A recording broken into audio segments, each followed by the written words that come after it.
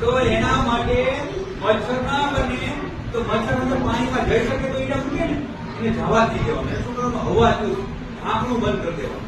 ટાંકી ભરી હોય તમારા ઘરે તો ઘણા બેરલ ને ટાંકી શું હોય ખુલ્લી હોય, ખુલ્લા હોય એમાં મચ્છર જાય, એમાં ઈડા મૂકે એમાંથી એકમાંથી કેટલા મચ્છર થાય? લાખો મચ્છર થાય, અનેક મચ્છર થાય. અને આપણે બચવું પડે અને એ મચ્છર ચેપી હોય તો એના બચ્ચા આપણને ચેપી થાય અને આપણે શું થાય? મેલેરિયા. અને મેલેરિયા થાય એટલે શું થાય?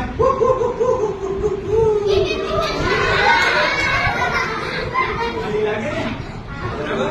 જો ઠંડી લાગે આવત આવે ને મેલેરિયા. શું કહેવાય? મેલેરિયા. હવે ધ્યાન રાખવાનું, આપણા ઘરે ક્યાંય એવા પાત્રો ભરેલા હોય, જેમ કે એક તો આપણે છે ને કોઈ એક આપણે સેવા માટે પણ પાત્ર ભરી રાખતા હોય પાણી, બરાબર? કોની સેવા કરીએ? એક આપણે ઊંધું ભરી રાખીએ, એમાં કોણ પાણી પીવા આવે? એટલે વાંદરા નો.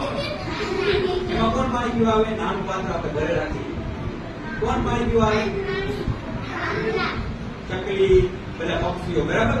ચકલી, પોપટ કે કબૂતર કે આપણે એમ નાખે ને, પણ એ જો સાફ સફાઈ ન કરવામાં આવે ને તો એમાં સૌથી વધારે મચ્છર બને.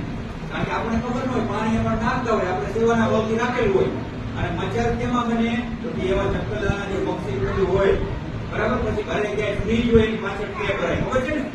એમાં પણ મચ્છર થાય એટલે મેલેરિયા થાય, ડેન્ગ્યુ થાય, ચિકનગુનિયા થાય, બધા એનાથી